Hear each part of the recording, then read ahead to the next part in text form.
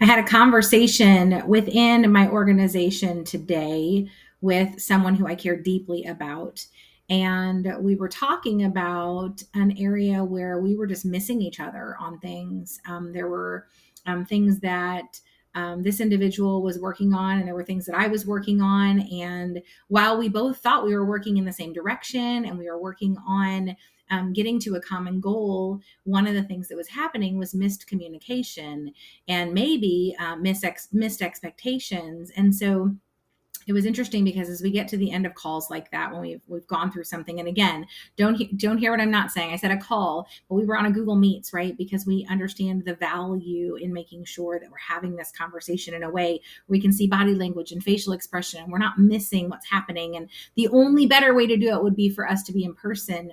But I remember getting to the end of this conversation and asking the individual, on a scale of 1 to 10, how do you feel about what happened today and what we've just walked through together?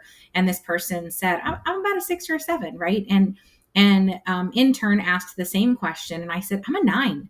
Like, the purpose of today's conversation, it wasn't why we got on the call, but one of the things we realized pretty quickly once we got on this session together was that we were not in alignment on something, and we wanted to figure out how to get in alignment.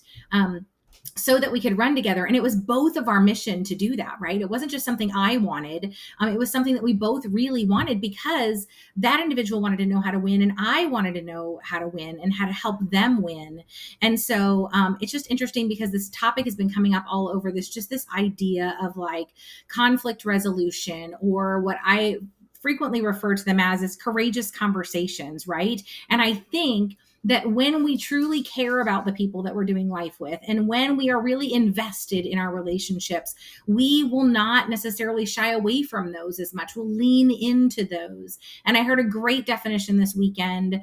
And the definition was that conflict resolution is the process of addressing and resolving disagreements or relational tension, right? So that, again, addressing and resolving these disagreements or relational tensions in a way that promotes understanding, that restores peace, and honors truth and people. And so I loved that definition, because I thought so often I think we go into this thinking, no, like I have to prove that I'm right and you're wrong, or I want to get to the end where we both agree. And that doesn't necessarily always, that's not always the situation. And if that's the desired outcome, it could be the reason a lot of us are missing it when we walk into some of these conversations together. And so as we're doing life together this week, really one of the things I just want to kind of call out is some of the good things that happen in conflict, right? And so it's why I was a 9 at the end of the call, right? And I was so grateful that the person on the other side of that call was like, I'm a 6 or a 7, right? Because again, we just wear things differently, right?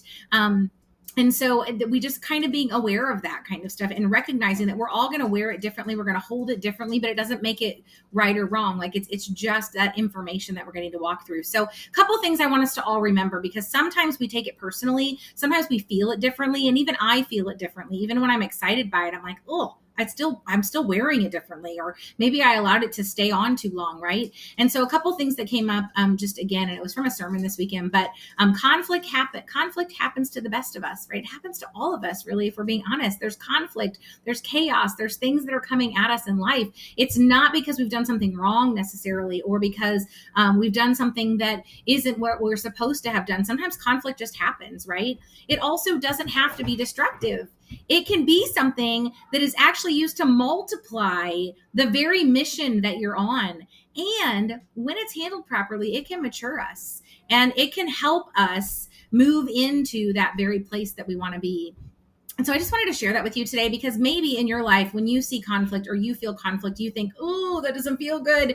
And that's true. It doesn't always feel good, but I don't want you to miss what could happen. And so I just want to encourage you today, if you're maybe shrinking back, or maybe you're just leaning in too far, right? Maybe you're like, oh, I'm the person, I'm going to make sure that we resolve this conflict, right? Like, I just want to encourage you to consider, like, what would a courageous conversation look like? What would a conversation look like that honors people, that seeks to understand? What are some curious starters that you can have in this conversation. Have you actually taken time to reflect on you and your part in that, right? Today, in that conversation that I was having, I needed to say to that person, like, I jumped into something this weekend that I didn't have enough information on, and I started making assessments and creating ideas around things, and I started taking ground on something that may actually mean I wasted a whole bunch of time. And that's a me thing, right? Like, that's not anybody else, right? And so again, I think it's just really, really important for us to look at, hey, like, what's my part in this? What am I hoping to achieve? Because if it's ultimate agreement or us getting on the exact same page, we might be out of alignment to begin with, and we might be asking for something different than conflict resolution, right? We might be looking for something different than the original outcome or the desired objective that we had going into this. So I hope that helps you today. I hope that helps you kind of maybe reframe your thinking on some of that. I know there's a lot going on in our world. There's a lot going on around us. And the reality is that that's normally the state, especially as we just continue to mature and grow in this world. But I hope that helps you today as you maybe reframe some of that, or you enter into some of those courageous conversations. I love doing life with you. And if anything I said today sparked something and you want to explore that further, feel free to reach out. Would love to do that with you. I know there's a lot of different things going on with our events and our workshops or pick my brain sessions, and just these coaching emails that are going out. Love doing life with you, and I will talk with you soon.